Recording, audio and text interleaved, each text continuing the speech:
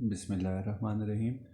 जो लोग मेरे चैनल पे नए हैं वो प्लीज़ चैनल को सब्सक्राइब कर लें और लाइक और शेयर भी करें। ये जो प्रोजेक्ट इस वीडियो में मैंने कोशिश की है कैप्चर करने की या कवर करने की, ये हमारा प्रोजेक्ट तकरीबन 1 साल का था, जो कि एक इंडस्ट्रियल बिल्डिंग थी, फ्लोर मिल।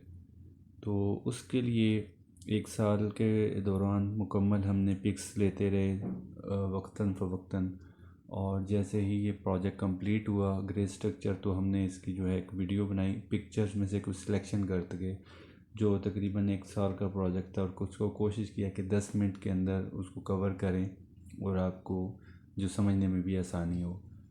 तो इस बिल्डिंग में पहला स्टेप जो आपको जैसे नज़र भी आ रहा है, सबसे पहले हमने लेआउट किया। लेआउट करने के बाद उसकी हमने एक्सीवेशन कर दी। एक्सीवेशन के बाद हमने जो है नेक्स्ट स्टेप इसका लेआउट किया।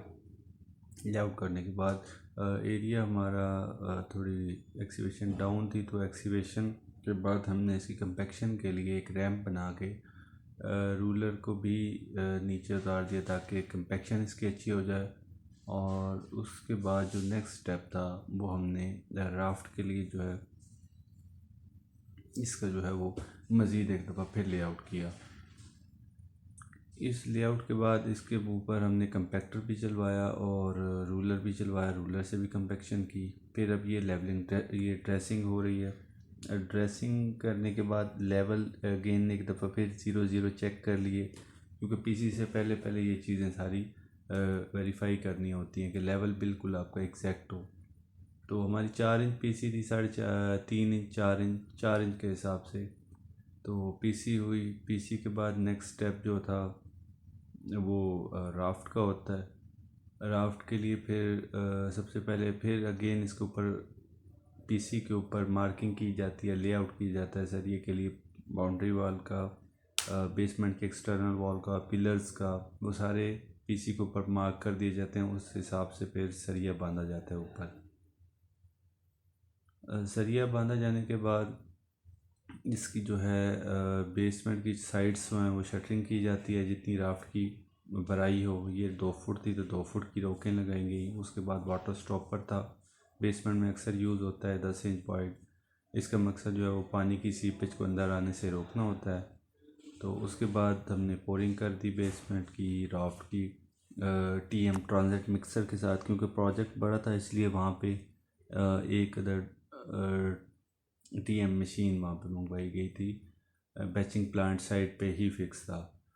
राफ्ट होने के बाद सबसे राफ्ट में सबसे जो मेन चीज़ दी गया, वाइब्रेशन, इसकी वाइब्रेटर्स वगैरह सारा कुछ चेक किया जाता है।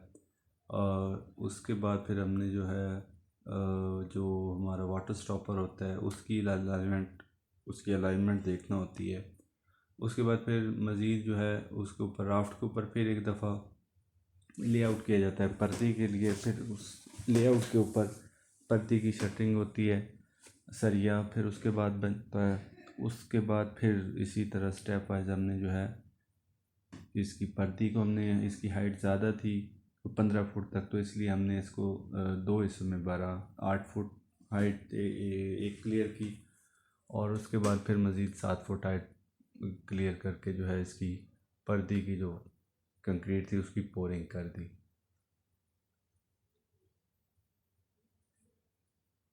पर्दी की पोरिंग के बाद सबसे जो नेक्स्ट स्टेप होता है वो बेसमेंट की जो वॉल, एक्सटर्नल वॉल्स या पर्दी होती है, इसको बाहर से हमने वाटर प्रूफ करना होता है। तो यहाँ के लिए रेकमेंड थी membrane 4 mm thickness roof grip की। तो हमने उसके लिए मेम्ब्रेन लगवाई। मेम्ब्रेन का तरीका जो है वो इसमें शो हो रहा है, ये टार्क अप्लाइड थी। तो इस प्रोजेक्ट के साथ साथ हमने जैसे ही बेसमेंट से बाहर निकले हैं तो साथ जो कैम पैरेलल चल सकते थे, जैसे रोड का काम था एक्सटर्नल, वो स्टार्ट कर दिए। ड्रेनेज के काम थे और इसी तरह वे ब्रिज का काम था। उसके बाद ये स्टेप वाइज हमने बेसमेंट बनाई। बेसमेंट की छत डलने के बाद फिर ग्राउंड फ्लोर के पिलर्स आ गए। पिलर्स के बाद ग्राउंड फ्लोर की छत आ जाती है। ग्राउंड फ्लोर की छत के बाद फर्स्ट फ्लोर के पिलर्स आ जाते हैं। पिलर के साथ साथ एक्सटर्नल जो पैरेलल काम थे वो भी साथ साथ चलते रहे। और इसमें हमने जो बीम थे बीमों को हमने पहले भरा और उसके बाद इसकी छत को भरा, मतलब 2 स्टेप में छत को कंप्लीट किया।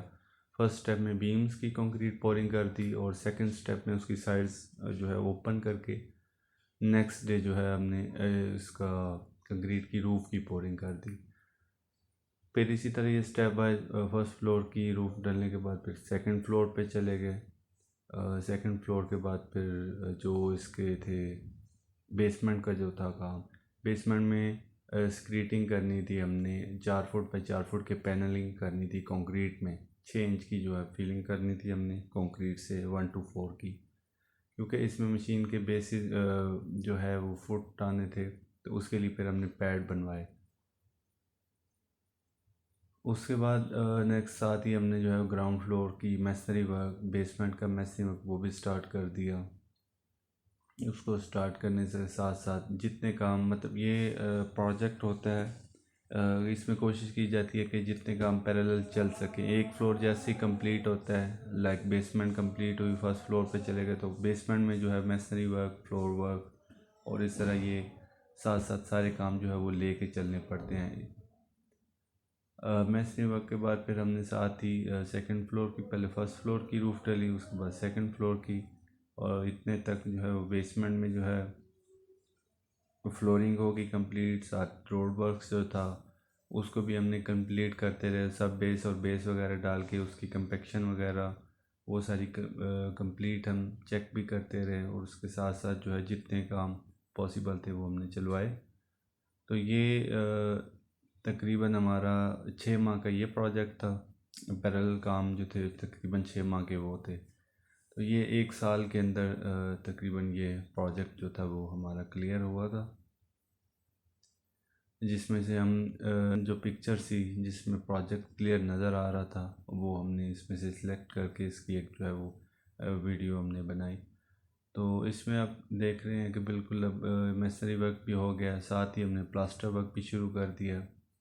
प्लास्टर वर्क होने के बाद उसके बाद इसकी रूफ़ ट्रीटमेंट हो जाती है। रूफ़ ट्रीटमेंट में अक्सर जो इंडस्ट्रियल बिल्डिंग होती हैं वहाँ पे छतों पे अक्सर कंक्रीट करवाई जाती हैं, क्योंकि फैक्ट्रीज़ में जो रूफ़ होती हैं जहाँ पे अक्सर जो है मैकेनिक्स, इलेक्ट्रीशियन हो गए या फिटर हो गए, वो कोई भी अगर मशीन ओपन करते हैं उसके पुर्ज़े, तो वो अक्सर छतों पे ले जाके उसको जो है वो सेट करते हैं, ठीक करते हैं। तो इसलिए वहाँ पे जो है रेकमेंड किया जाता है कंक्रीट की स्लैब हो जिसमें कंक्रीट की फ्लोरिंग डाली जाए जिसमें सरिया भी हो।